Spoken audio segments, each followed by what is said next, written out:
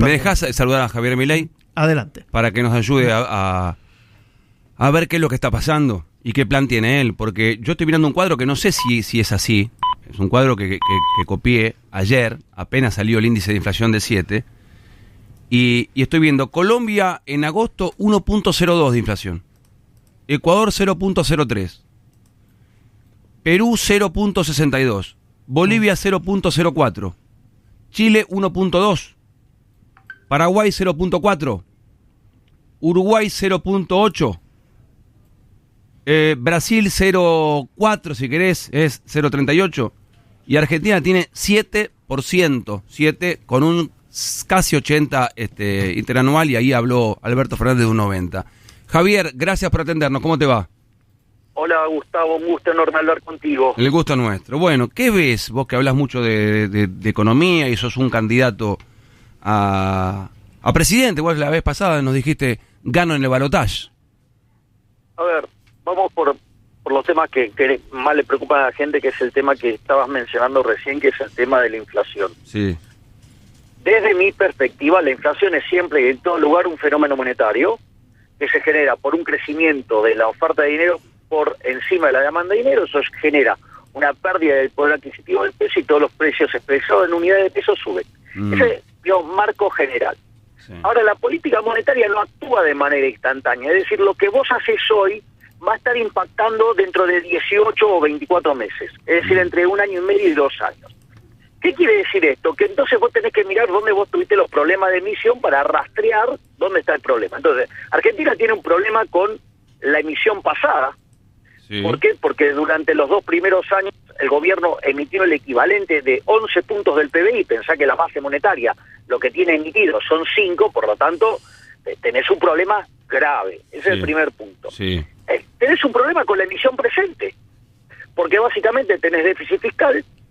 Se hicieron algunos recortes para frenar el grifo de la emisión, pero por otro lado se te está escapando la emisión monetaria con esto de que compras dólares a 200 y los vendés a 140, o sea, al margen de que estás regalando un subsidio a los que lo compran a 140, y lo discrecional que es, pero digo, los hechos muestran que estás emitiendo y además seguís teniendo déficit fiscal. Y después tenés un problema de emisión futura, porque vos tenés el tema de las LELIC, que es un instrumento de estabilización monetaria, es decir, algo con lo que vos sacás dinero de la calle para que no impacten los precios, pero si vos no corregís la cuestión de fondo, que es por qué estás emitiendo dinero, eso se llama desagradable aritmética monetaria, y te vas a terminar teniendo más inflación porque encima vas a estar emitiendo por los intereses de esos instrumentos, que hoy esa tasa ya llega a cerca del 100%.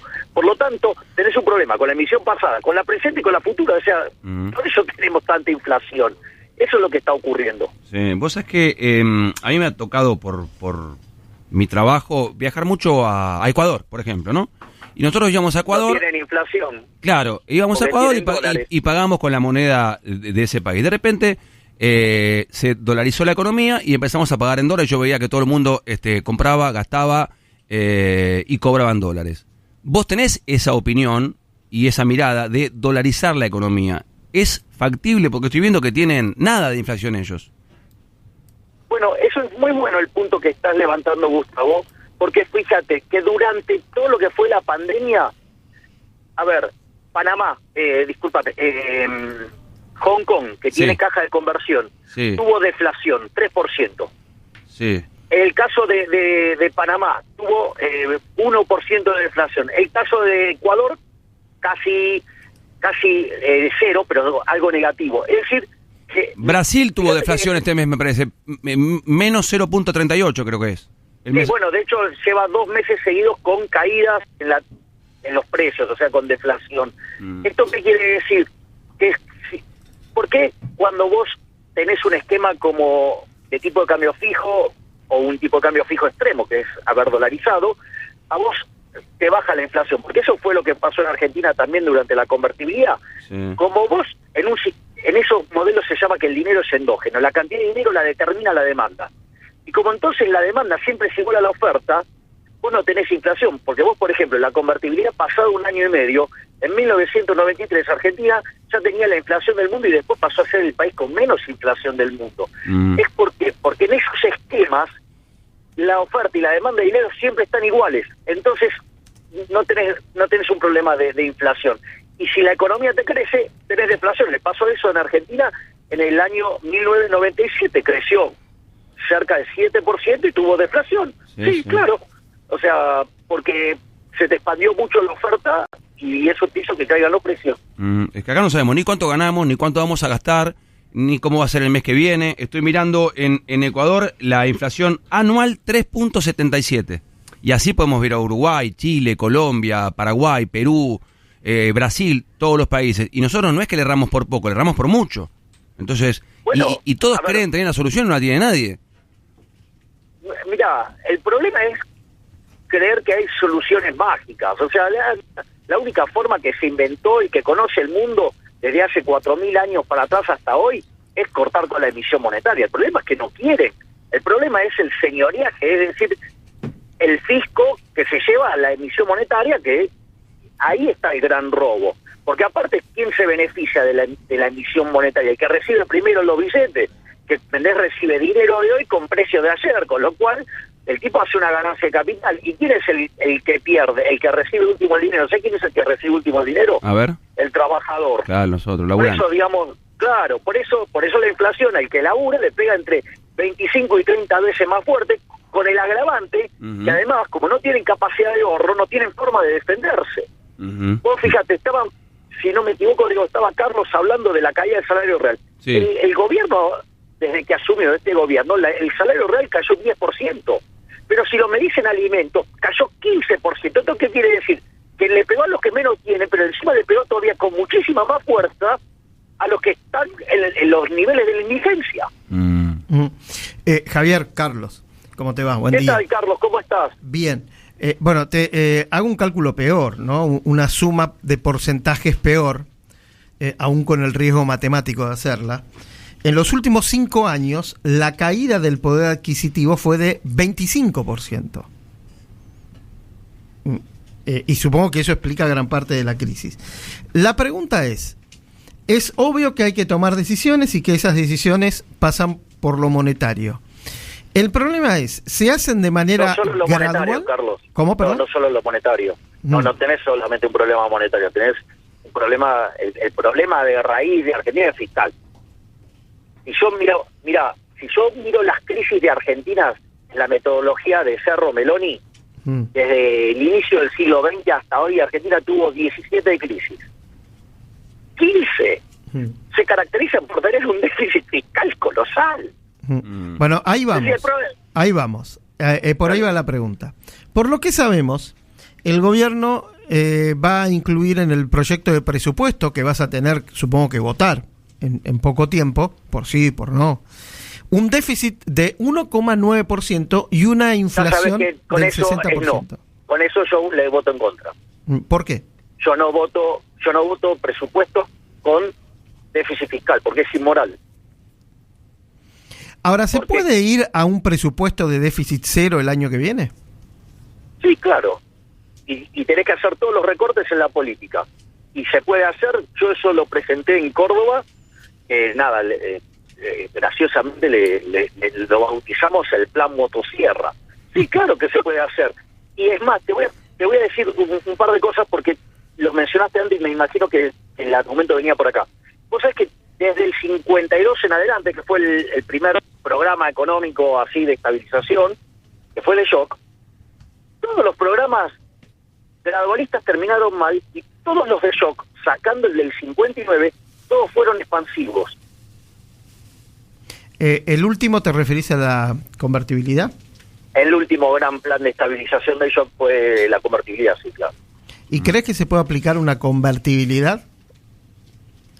Dolarización ya hablamos. ¿Convertibilidad? Mira, yo no iría a un esquema de convertibilidad porque el problema radica que vos seguís teniendo dinero fiduciario emitido por tu Banco Central. Mira, la convertibilidad no solo que fue exitosa en términos de estabilización porque pulverizó la inflación, fue exitosa porque el PBI per cápita en Argentina en dólares voló, fue exitosa porque permitía ganar elecciones. A Menem le permitió la reelección, a De la Rúa, sosteniendo que un peso era un dólar, le permitió ganar la elección, Es más, no solo eso, sino que además la regla era fácil de entender, o sea, no tenía ningún problema, era una regla monetaria dura, y había algo todavía mucho más complicado, que era toda la estructura contractual de la economía argentina estaba en función de la regla, con lo cual romper la regla era un desastre, y efectivamente fue un desastre, porque a vos, en el segundo trimestre del 2002, el PBI te cayó 11% abajo. No solo eso, sino que el tipo de cambio te llegó a tocar en septiembre del 2002 3,98. Es decir, tuvimos un desastre. Ahora la pregunta es, ¿pero por qué caímos en este desastre? Y porque básicamente teníamos los políticos cuando dejaron de tener acceso al financiamiento, iban a ir por el Banco Central. Y efectivamente fue lo que fue. O sea, fue lo que terminó pasando. ¿Por qué? Porque la de ellos no se toca. Y después el otro tema, con lo cual, digamos, no podés dar ninguna seguridad de regla, ni de independencia del Banco Central, porque se lo van a llevar puesto. Y la otra cosa es, si vos vas a hacer un esquema monetario duro de los que yo propongo, o sea, en el caso de competencia monedas, donde si la gente elige el dólar, que es lo más probable que pase, terminás dolarizando, en ese caso vos te tenés que asegurar que no haya corridas bancarias, porque el único motivo real por el que existe un banco central es para mitigar las corridas bancarias. Entonces, primero vos tenés que hacer esto lo planteé el otro día en el seminario que hicimos junto a Cavallo, a Sturzenegger, Alberto Venegas Lynch hijo, Diana Mondino y Héctor Rubini, que primero tenés que hacer la reforma del sistema financiero para que sea anticorridas. Eso también se estudió en la literatura, digamos, o sea, ya va a cumplir, está cerca de cumplir 100 años ese método, digamos, se llama Banca Simons, y la realidad es que eso sí se puede hacer, pero el problema es quién, digamos, pierde en esta reforma. ¿Y sabes quién es el que pierde en esta reforma? El que se beneficia en señoría, que se pierden los políticos en favor de la gente de bien. A mí me parece una reforma que vale la pena, de donde pierden los parásitos y ganan los que producen, y la gente de bien y la gente honesta. Estamos hablando con Javier Milei. ¿Rosario? Sí, Javier, ¿cómo estás? Hola, Rosario. Te paso un poco a la política, obviamente todo lo que está sucediendo detrás del ataque a la vicepresidenta, más detenidos, queda claro que ya quizás no es un lobo suelto, y te pregunto porque estamos viendo también mensajes cada vez más violentos de chicos que tienen agrupaciones y demás. Si no crees que desde la política es un momento para bajar un poco el cambio por lo que se está viendo en la sociedad que se provoca.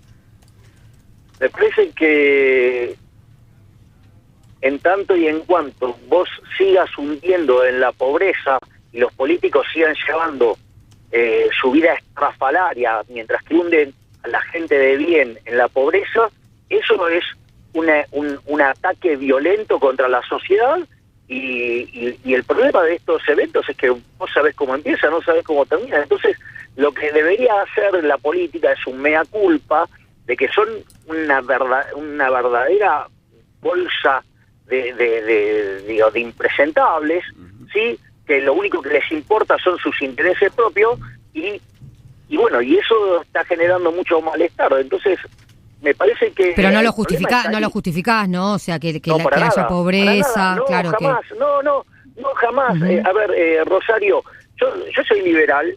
El liberalismo es el respeto irrestricto del proyecto de vida del prójimo, basado en el principio de no agresión. Es decir, repudio todo tipo de violencia, detesto la violencia, ¿sí?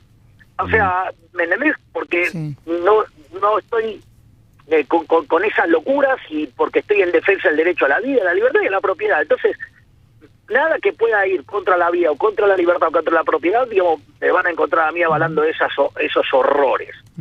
Pero me parece que uno tiene que entender lo que está pasando. Por eso yo sistemáticamente he avisado sobre esto, pero esta gente no les importa, o sea, te das cuenta que prefieren, ¿me entendés?, vivir en su propio Disney y mentirle a la gente, y está bien, te puede mentir, pero ¿sabes qué pasa, Rosario? Cuando vos vas al supermercado y tenés que pagar la cuenta, se acabó el chiste. Y si la mitad de lo que estás pagando son impuestos, y a vos no te alcanza para llegar a fin de mes, y la mitad de lo que pagaste son impuestos, decís, sí, entonces, eso no puede terminar en un disparo a Cristina Kirchner, o vimos manifestaciones con antorchas en la Casa Rosada. Pero de vuelta, yo no avalo ningún tipo de esas cosas, yo digo, o sea, las repudio furiosamente, y creo que hay que buscarle solución. Claro, a eso iba. Por la vía institucional, sí. digo, pero digo, yo no quiero autorreferenciarme, pero, a ver, a mí no soy una persona que le gusta la política, y sin embargo, creo que la única forma de transformar la realidad es meterte.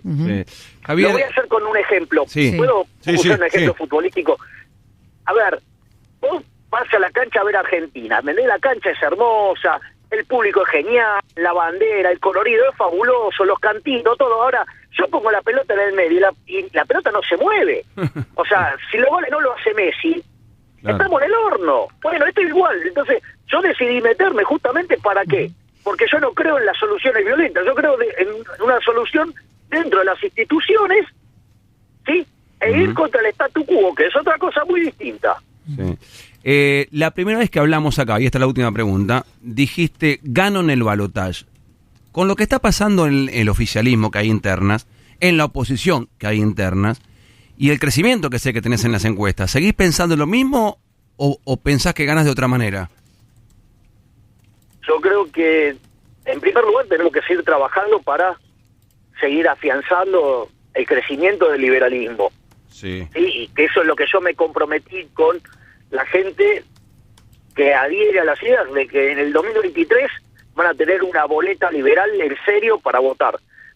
Yo estoy convencido que si llegamos a la segunda vuelta, te digo que tenemos altas chances de alcanzar la presidencia. Pero de vuelta, falta mucho y hay que trabajar mucho y hay que demostrar mucho. Porque, por ejemplo, yo sí tengo claro cuál es mi programa económico. Yo se lo presenté a la sociedad, ¿sí? Y lo presenté en Córdoba y presenté la dolarización en Mendoza y ahora hice un seminario absolutamente técnico donde se discutieron distintas posiciones, ¿sí? Para que vean, digo, que estamos trabajando para sacar a Argentina de este pantano, pero bueno, después, o sea, la gente decide, o sea, nosotros lo que tenemos que hacer es trabajar, mostrarle que tenemos propuestas, que son propuestas muy superadoras respecto a la del resto, y que somos competitivos. Y en eso, digamos, estamos tranquilos, que estamos haciendo un buen trabajo, y tenemos confianza que si llegamos a la segunda vuelta, ganamos. Javier, gracias por atendernos, te mando un abrazo. Por favor, un placer grande, saludos a todos. Hasta luego. Javier Milei, diputado de La Libertad Avanza, economista, explicándonos un poco lo que pasa y lo que puede llegar a suceder más adelante. La bomba